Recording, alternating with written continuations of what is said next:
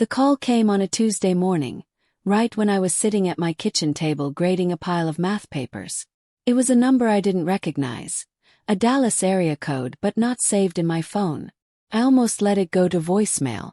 Something in my gut told me to pick up, and that one small decision changed absolutely everything. "Is this Natalie Holloway?" the woman on the line asked. Her voice was careful, almost rehearsed, like she was choosing each word before she said it. "Yes," I answered slowly. "Who's calling?" "My name is Rosa Walsh," the woman said. "I work as a real estate agent here in Dallas. I'm calling because, well, I think there's something you really need to know." She paused for a long moment. "The house on Maple Grove Drive, your father's old house, it closed escrow 3 days ago. The sale is completely done." My red pen slipped from my fingers and rolled across the papers. "I'm sorry," I said. My voice came out thin and strange, barely above a whisper. "Can you say that again?" She repeated it, and just like that, the entire floor dropped out from under me. "My name is Natalie Holloway. I'm 34 years old, and I teach 4th grade at Birchwood Elementary in Dallas, Texas. Most people who know me would describe me as calm, steady, and maybe a little too trusting. I've always been the type to believe the best about people, especially family. My father, Frank Holloway, raised my brother Derek and I on his own after our mother passed away from cancer when I was 9. He wasn't a rich man, but he worked hard every single day of his life as a mechanic, and he never complained once. The house on Maple Grove Drive was everything he had to show for 30 years of sacrifice and sweat. He bought it when Derek and I were teenagers, fixed it up with his own hands, and made it the only real home we'd ever known. Dad passed away 8 months ago from a sudden heart attack. He was 67 years old. The grief hit me like a wave I still haven't fully come up from. Derek is 4 years older than me. He lives about 20 minutes from the old house. I always thought we were close. I always thought I could trust him completely. I was wrong. The weeks after Dad's funeral were a blur. I took time off work. I cried in the shower every morning so my neighbors wouldn't hear me through the walls.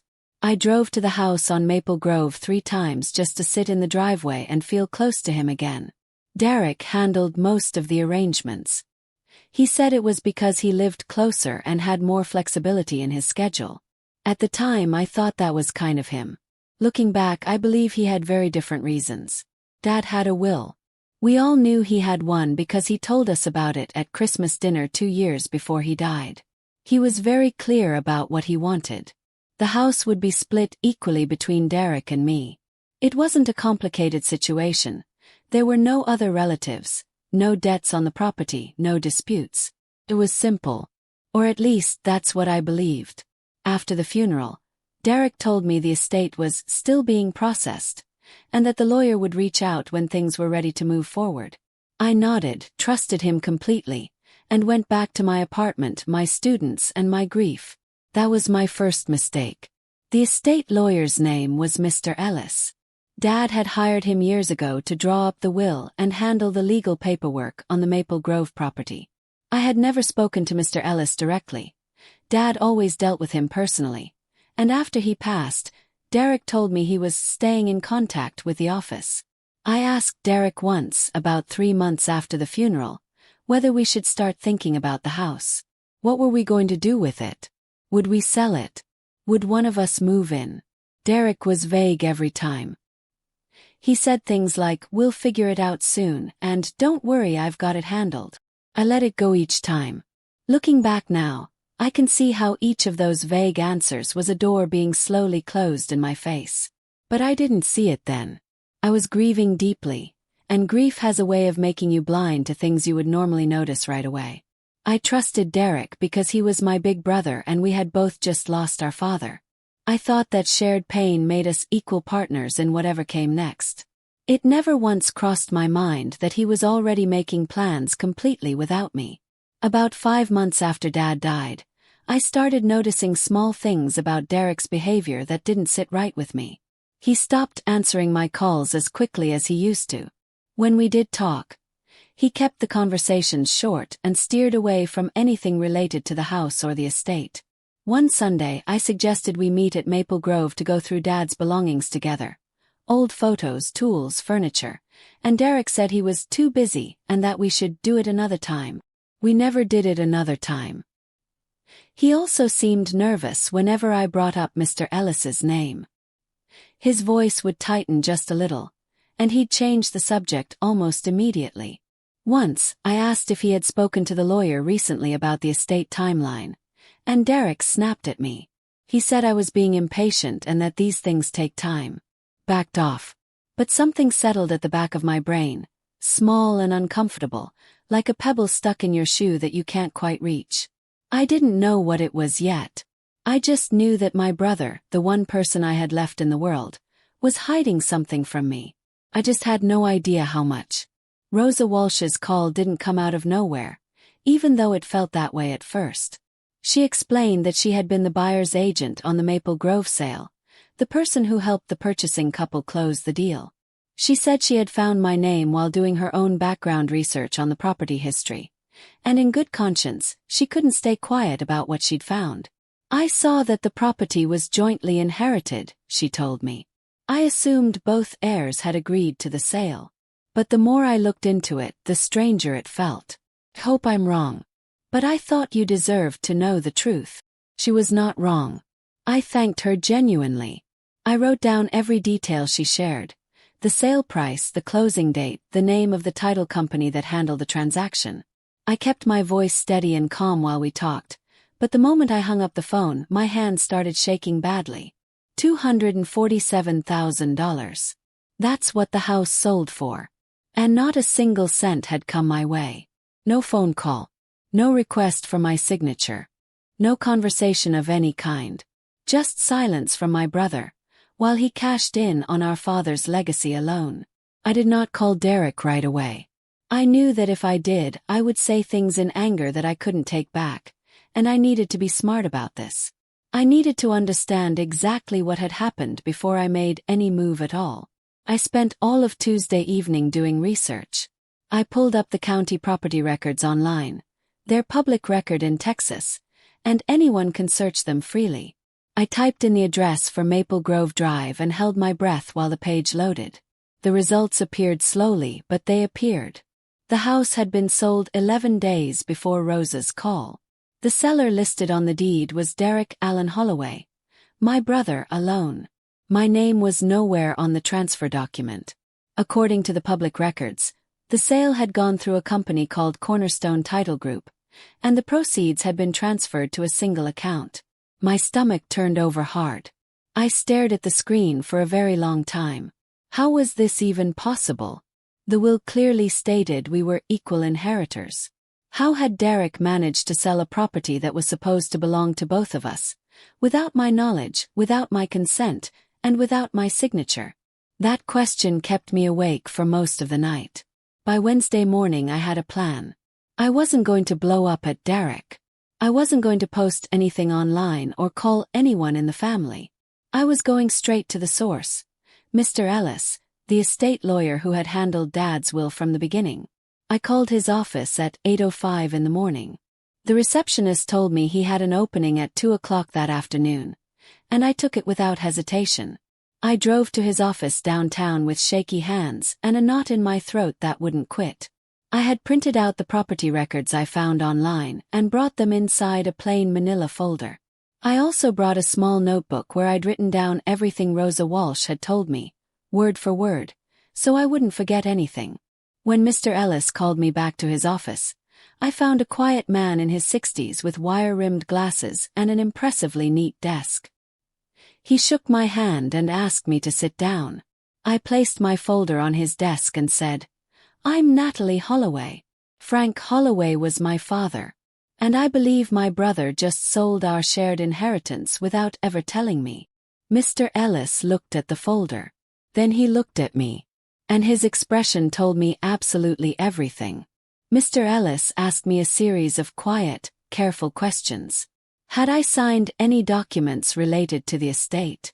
Had I received any certified mail about a probate hearing? Had anyone contacted me at all about the property transfer? No, not a single time.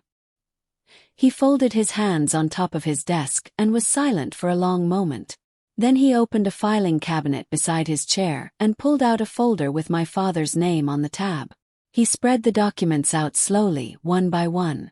"Your father's will was absolutely clear," he said. "Equal distribution of the Maple Grove property between both surviving children, you and Derek Holloway." He paused deliberately. "I was never contacted about any sale." That hit me hard. The estate lawyer, the man whose job was to oversee the will, had not been involved in the transaction at all. Derek had gone completely around him. "How is that even legal?" asked. Mr. Ellis pressed his lips together. "It isn't. Under Texas estate law, both heirs must consent to the sale of a jointly inherited property. If a sale occurred without your signature and without probate court approval, something was done improperly, possibly fraudulently." That word, fraudulently. It landed like a stone dropped into still water. Mr. Ellis asked for time to make calls and look deeper into the matter. He said he needed to contact Cornerstone Title Group to obtain a copy of all the closing documents and see exactly what had been submitted during the transaction. He told me clearly, "Do not call Derek yet, and do not do anything that might alert him that I knew. If documents were forged or misrepresented," he said carefully, "you want to give yourself the strongest possible legal position going forward. Don't tip him off prematurely." He nodded. It felt strange receiving instructions like that about my own brother. Felt like something from a movie, not real life.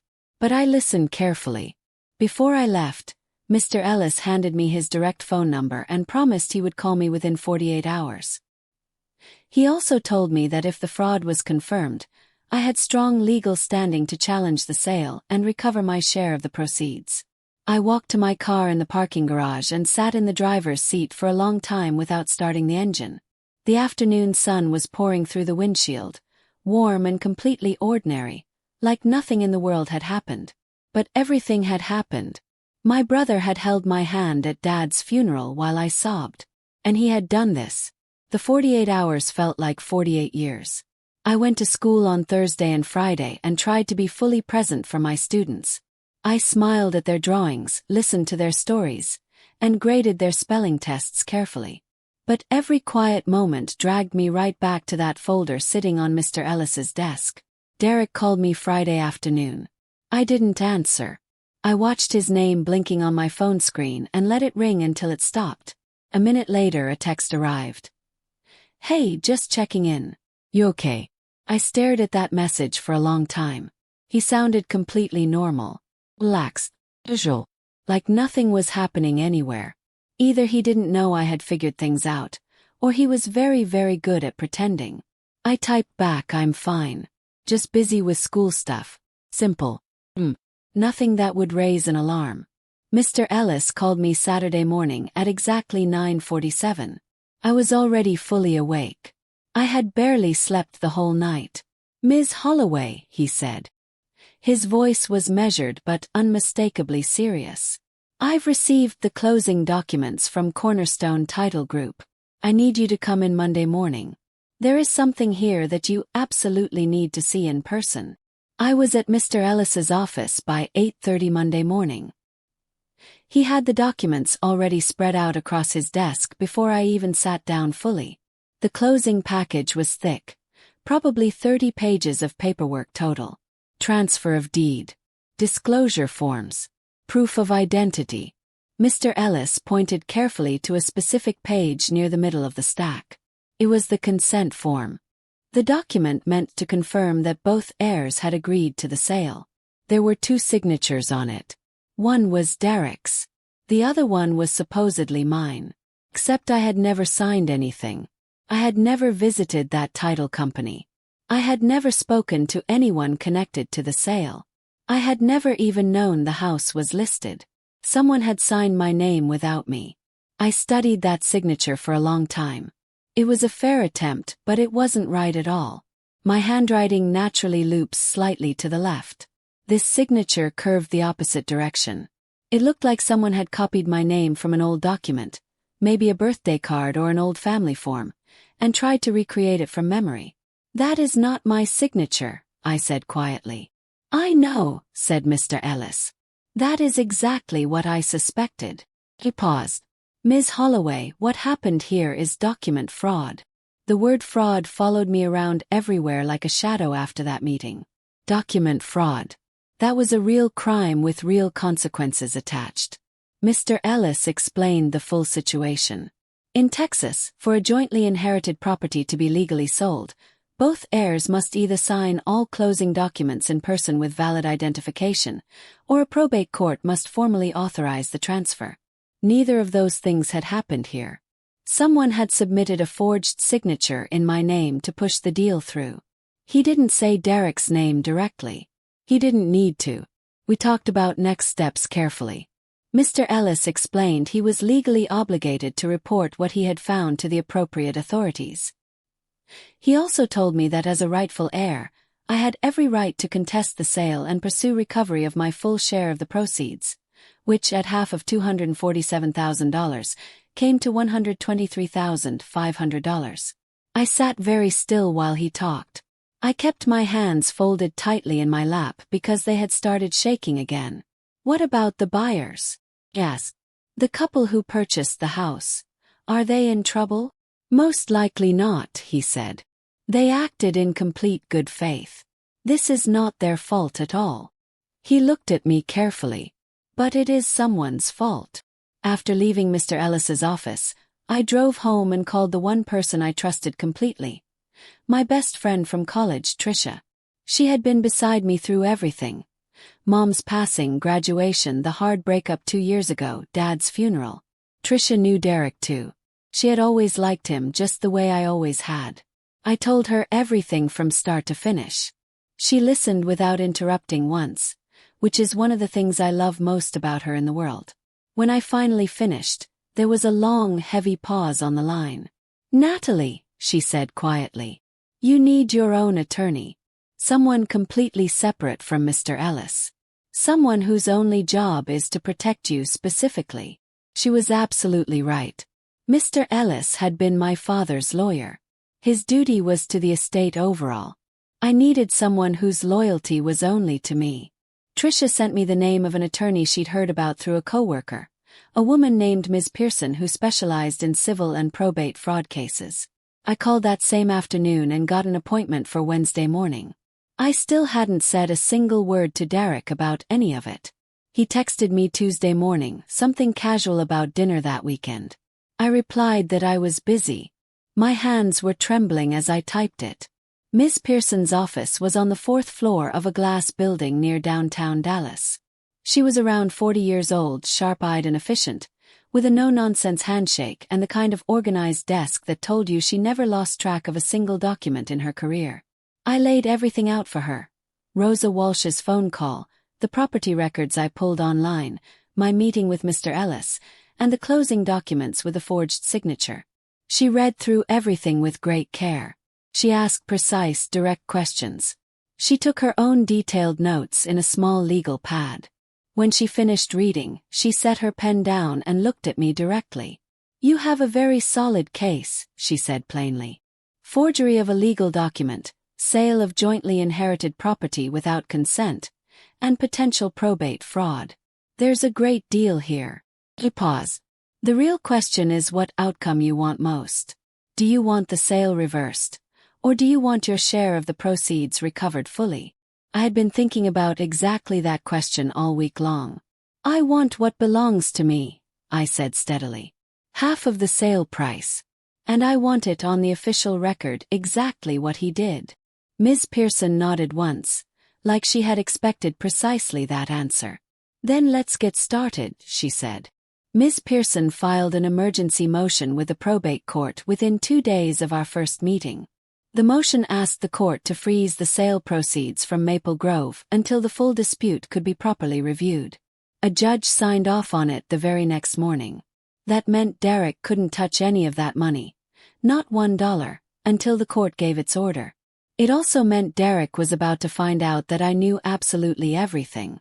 Ms. Pearson's office sent Derek a formal legal notice by certified mail on Thursday afternoon.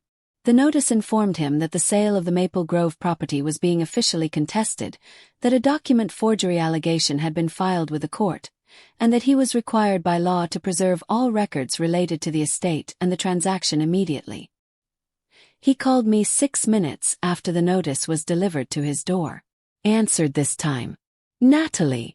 His voice was tight and careful. Did you actually hire a lawyer?" "I did," I said simply. There was a long silence. "I can explain everything," he said. "Then explain it to the court," I replied. Hung up. My heart was pounding so hard I could feel it clearly in my ears. But I didn't cry. I was completely done crying over this. Derek did not stay quiet for long. 2 days after the legal notice arrived, his own attorney sent Ms. Pearson a formal letter in response. In it, Derek made a claim I was not at all prepared for. He said that our father, in the final weeks of his life, had verbally told Derek that he wanted Derek to have the house. All of it completely. Derek claimed that Dad had changed his mind about the equal split and had expressed his true wishes, privately to Derek alone, when no one else was present. Derek's attorney also claimed there was a handwritten note from Dad that supported this version of events. I read that letter 3 full times. Then I called Ms. Pearson immediately. "Can a verbal statement legally change a will?" "Yes." "No," she said flatly.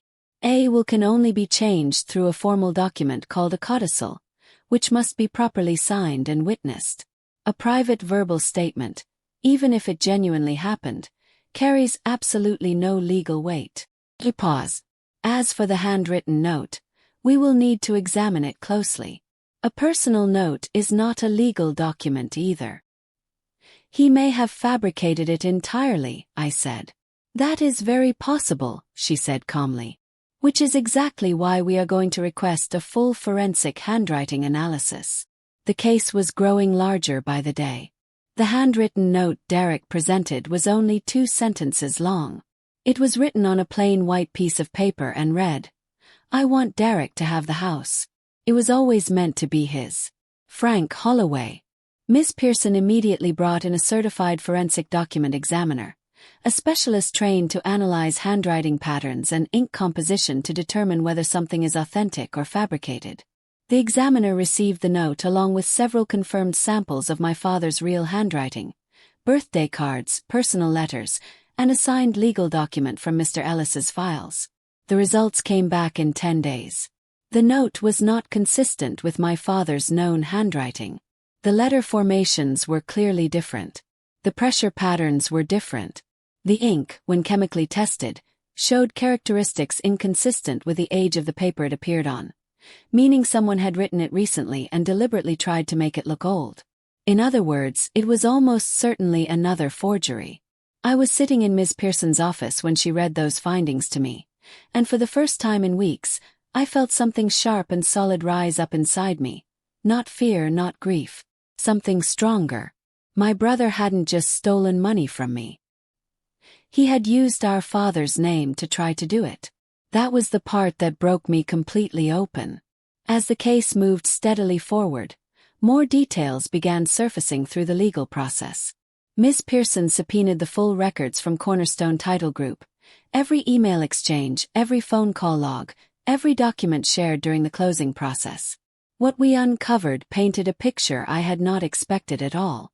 The listing agent on the sale, the person who represented Derek as the seller, was a man named Gary Voss. He had been Derek's close friend since they were both in high school together. They had played on the same baseball team growing up. They still watched football games at each other's homes. Gary Voss had processed the entire sale while knowing there was a co-heir listed on the property. He had filed paperwork designating Derek as the sole owner, bypassing the need for a second signature entirely. When the title company flagged the missing consent documentation, Gary had submitted the forged consent form, the one bearing my fake signature, to push the deal completely through. He and Derek had done this together from the very beginning. Ms. Pearson filed an amended complaint naming Gary Voss as a second party in the fraud. She also reported the findings to the Texas Real Estate Commission, which immediately launched its own independent investigation into Gary's professional license. 2 people had conspired against me. They both assumed I would never find out. They were very, very wrong. The week before the scheduled court hearing, Derek called me once more. This time he didn't pretend everything was fine or normal. His voice was different, lower and unsteady, like something underneath it was starting to crack apart. "Natalie, please," he said. "Can we just talk? Without the lawyers between us." For one single second I almost felt sorry for him. When I heard the rawness in his voice, I almost remembered the version of him I had grown up with. The big brother who taught me to ride a bike without training wheels, who sat beside me in the hospital waiting room when Dad had his first health scare years before. "Almost. Derek," I said, "there is nothing you could say to me right now that belongs in a private conversation. If you have something you need to say, put it in a statement to the court." He let out a long, shaky breath. "I needed the money," he said quietly. "I was in serious debt.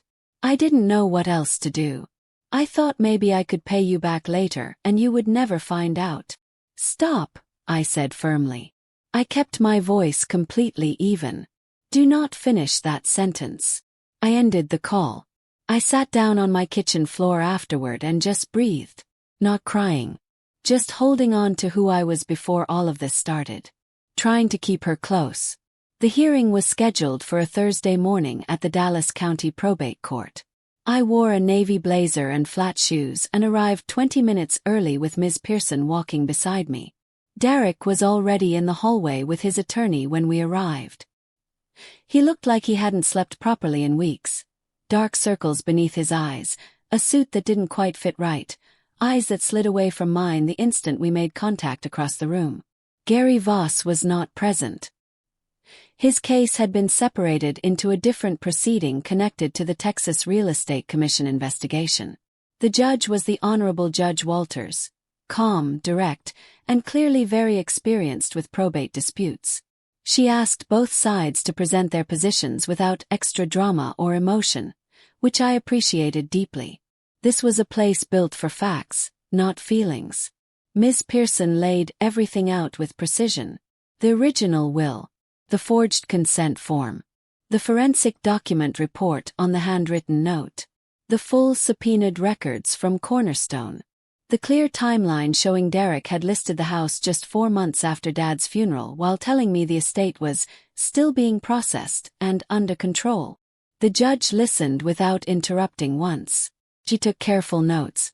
She asked pointed questions. It was, without question, the most important hour of my entire life up to that point. Derek's attorney argued that Derek had acted on what he sincerely believed were his father's final private wishes. He framed the entire situation as a family miscommunication, and a misunderstanding that unfortunately escalated. He tried to make my response sound unreasonable, as if taking legal action over a $247,000 house sale that your brother secretly completed without telling you was somehow an overreaction. Judge Walters was not remotely moved by that framing. She asked Derek's attorney a very direct question. Was Ms. Natalie Holloway's signature on the consent form authentic and voluntarily given? His attorney paused too long before answering. That pause alone said everything that needed to be said. The forensic report was submitted into official evidence. The handwritten note was submitted into evidence. The full email trail from Cornerstone Title Group was submitted. Mr. Ellis gave a sworn written statement confirming he had not been contacted about the transaction, and that the will clearly and without ambiguity designated equal shares to both children. By the close of the hearing, Judge Walters said she had seen enough to form a preliminary ruling. She would deliver her complete written decision within 14 business days.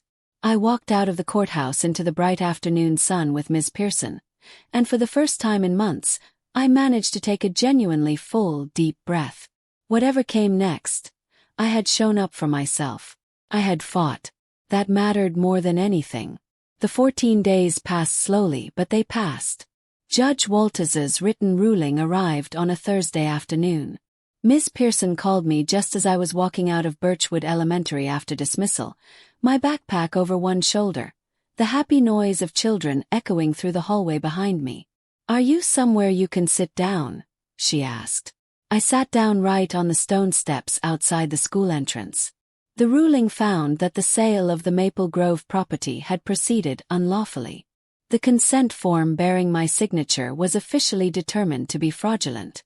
The handwritten note attributed to my father was found legally unreliable and completely invalid. The court ordered that the frozen sale proceeds be divided equally between Derek and me, with an additional damage amount added to my share as a direct consequence of the fraud committed against me. In total, I was awarded $131,000.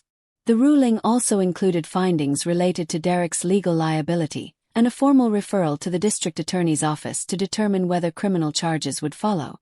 Ms. Pearson kept talking, but I had gone quiet for a moment. I just sat there on those cold stone steps with the autumn wind moving around me, thinking about my father, a man who worked 30 years for that house and trusted both of his children with everything he had. In the weeks following the ruling, many things moved at once. The frozen funds were released and distributed exactly according to the court's order. My share landed in my bank account on a gray November morning. I stared at the number on the screen for a long quiet time. Derek did not contest the ruling. His attorney had most likely told him there was no solid ground left to stand on. I heard through Ms. Pearson that he was also facing a separate civil claim from the buyers of the house, the couple who had purchased Maple Grove in complete good faith, and now found themselves dealing with the messy legal aftermath of a fraudulent transaction. Their lives had been disrupted badly too, and that was not lost on me. They were innocent. Gary Voss lost his real estate license permanently. The Texas Real Estate Commission revoked it following the conclusion of their investigation, and he faced a significant financial fine on top of that. As for Derek and me, we have not spoken since the phone call where he told me he needed money and I told him to stop talking. I honestly don't know whether we ever will again. That grief sits differently than losing Dad. Losing a parent is natural, even when it is devastating. Losing a sibling to their own choices, that is a different kind of loss entirely. It is quieter, and somehow heavier. People ask me sometimes, friends, co-workers, even a few of my students' parents who heard pieces of the story, whether I regret how everything turned out, whether I wish I had handled any part of it differently. I always give them the same honest answer. I only regret not paying closer attention sooner. I trusted too easily and waited too long. I let grief make me passive when I should have been asking hard questions from the very beginning. If Rosa Walsh had never called me, if that real estate agent hadn't followed her own conscience that Tuesday morning, I might never have known anything at all. The money would have been long gone, the house sold and occupied, and Derek would have moved through his life like nothing ever happened. But she did call, and I did answer. And from that moment forward I made one good decision after another. Going to Mr. Ellis immediately, hiring Ms. Pearson, staying calm and strategic, not warning Derek before I was fully prepared. My father used to say, "Natalie, always know what you're signing and always know what belongs to you." He meant it practically, a lesson about paperwork and staying careful. But now I understand he meant something much bigger than that. Know your worth. Protect what is rightfully yours. Don't let anyone, not even someone you love deeply, take from you in silence while you look the other way. I keep his words close to me now. I always will.